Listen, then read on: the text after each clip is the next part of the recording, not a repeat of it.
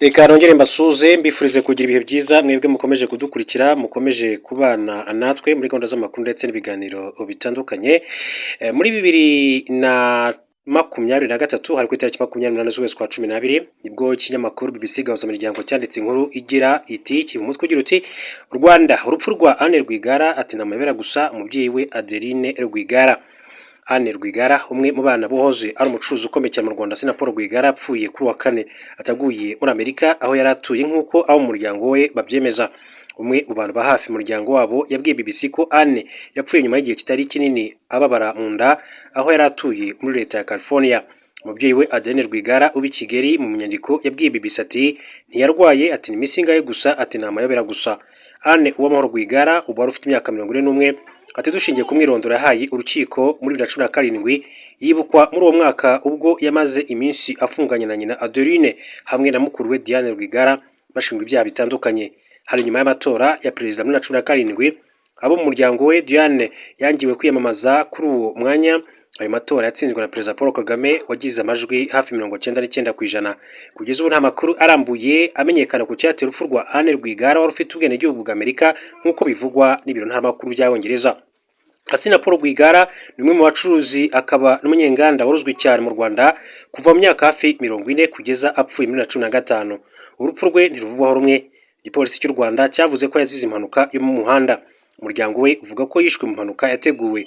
Wandikiye perezida Paul Kagame umusaba ko hakorwa iperereza ku rupfu rwa Paul uvuga ko hari ibyo atumvikanaga n'ishyaka riri ku butegetsi. Anne Rwigara uvuga ko yageze ahabereye iyo mpanuka ikimara kuba nyuma yabwiye abanyamakuru ati tukiyagira twasanze abantu bigaragara ko bogeza twaramubonaga ari muzima ati uko byari bimeze ati byarashobokaga kubanza gukura umubyeyi wacu mu modoka bakamujyana kwa muganga ariko polisi yo yakuraga imodoka mu muhanda umuntu akirimo kandi ari muzima mu buryo bugaragara. Avuga ko bageze kwa muganga babwiye ko Paul yapfuye. Yongeye ati twasabye abapolisi ko babanza kumushyikiriza muganga ngo arebe nuko baraduseka cyane nk'uko abivuze. Anne mukuru we Diane n'umubyeyi wabo Adeline baje gufungwa muri 2017 ku birego bitandukanye birimo ibishingiye ku byo bagiye batangariza abo mu miryango yabo cyangwa se ibinyamakuru. Anne Rwigara yarizwe icyaha kimwe cyo kugambirira guteza imidugaro muri rubanda. Icyaha yarahuriyeho na mukuru we na nyina ariko bo bashinjwa n'ibindi. Anne yaje kurekurwa n'urukiko ariko mukuru we Diane n'umubyeyi we Adeline bamaze igihe kirenga umwaka bafunze. Muri 2018 kugeza 2021 Anne nabwo yabonetse mu nkiko aburana ku ruganda rwa Premier Tobacco Limited rwahoze ari urwase nawe yari afitemo imigabane aregwa kunyereza imisoro ya miliyari 3 ibyo we n'abunganizi be bahakanye. Itabi ibikoresho n'ibindi bigize uru ruganda nyuma byatejwe cyamunara. Ku mbuga nkoranyambaga abantu batandukanye rero batangaje akababaro batewe n'urupfu rwa Anne Rwigara. Impamvu y'urupfu rwe nigeze imenyekana ariko kugeza ubwo iki kinyamakuru cyandikaga iyi nkuru mu mwaka wa 2023. Dukomeje n'andi makuru akomeza kugenda avuga reka mabwire ko u Rwanda ruri mu bihugu byatoye bishyigikira ishyirwa mu bikorwa ry'umwanzuro w'umuryango w'abibumbye ugena ko abanyasirayeli n'abanyapalestine bagabanywa ubutaka bubahoza mu makimbirane buri igihugu kikagira ubwigenge. Kuri wa gatanu tariki ya 12 Nzeri 2025 nibwo ibihugu biri mu muryango w'abibumbye byatoye bishyigikira amahame yiswe aya New York Declaration. Aya mahame agizwe n'amapaji 7 yateguwe bigizwemo uruhare n'Ubufaransa na Arabia Saudite yemejwe muri Nyakanga 2025 mu nama y'umuryango w'abibumbye. Agena ibijyanye n'ishyirwa mu bikorwa ry'umwanzuro wa Loni wo kugabanya abanyasirayeli n'abanyapalestine igihugu.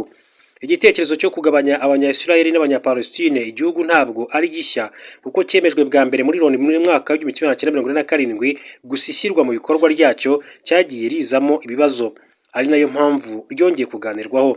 Aya mahame ya New York agaragaza ko gahunda yo kugabanya abanyasirayeli n'abanyapalestine igihugu igomba gushyirwa mu bikorwa mu gihe cy'amezi 15 agabanyije mu byiciro bitandukanye.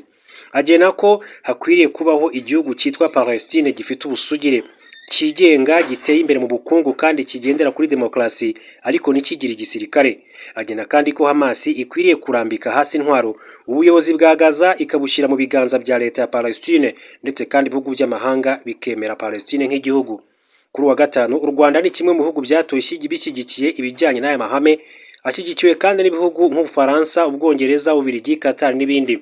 Muri rusange ibihugu byatoye bishyigikira ni 142, ibitarashyigikiye ni 10 birimo Israel na Leta Zunze Ubumwe za Amerika Tonga na Hongiriya. Ibihugu byifashe ni 12 birimo Repubulika Iharanira Demokarasi ya Kongo, Guatemala, Ethiopia, Fiji, Sudani y'Epfo, Samoa n'ibindi. U Rwanda rwatoye umwanzuro nyuma y'umunsi umwe rusohoye itangazo ryamagana ibikorwa bya Israel, cyane cyane ibitero biherutse kugaba muri Katari igamije kwikiza abayobozi b'umutwe wa Hamas, nk'uko amakuru yakomeje kugenda abigarukaho twagiye tubona mu bitangazamakuru bitandukanye. Minisiteri y'ingabo muri Polonye yahakanye ibyavuzwe ko igiye kohereza ingabo zayo muri Ukraine gukorerayo imyitozo ijyanye no guhangana n'ibitero by'indege zitagira abapilote drone.